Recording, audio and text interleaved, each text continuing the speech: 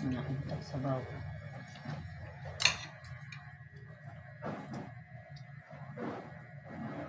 Thank you, Father God.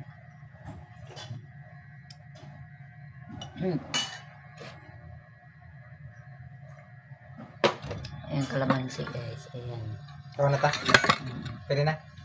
Oo na, kanina pa ka. Ayan na. Yan kami. Sarap ng sabaw. Diba?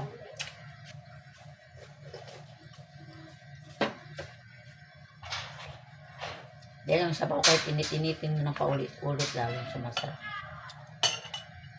Dami man. Dami kayo.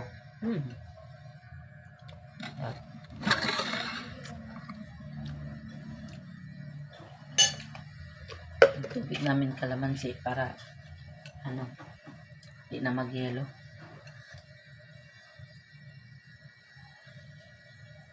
Yan ang the best sa yung alam mo yung ng isda yung atay. Yung atay ng Sarap na ito eh. Salamat din kasi. yung dili siya apdo kay ang apdo kay pait man to napadiyo. Okay. Yung puso ng isda. Dandahan lang ko bit. Maka-high-blood pa rin Di, dandahan lang ko ba? Ako nang hinahingan ko. Okay. Makapuno ko lahat. Salamat di ba? Opo. Huwag mong gilabay ang Ano gilabay kay kabalo ko na. Hindi man ang gusto. Magaling siya kuan og kanyang na gusto niya kasi yung puso ng isda maliliit yung mga galunggong yung lapad na isda ito barilis dagko kay siyang isda.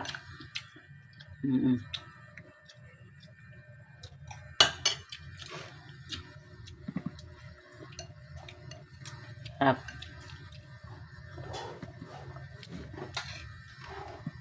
Mga unta ninyo. Please like and subscribe guys, okay? Thank you for watching.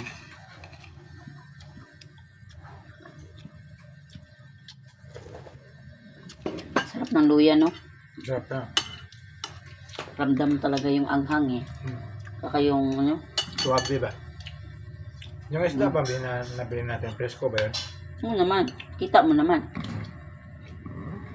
Malalasahan mo naman pagkain yan Yung sariwa o hindi kasi wala nang lasa yun Parang yelo na lang kinakain mo dun Yung lasa ng plastic Ano ba? Ito sariwa to.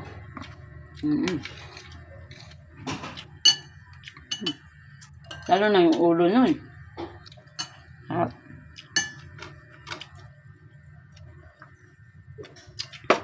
Hinahan ko sa sabaw ka ng naidagang luya o tanang tanglad.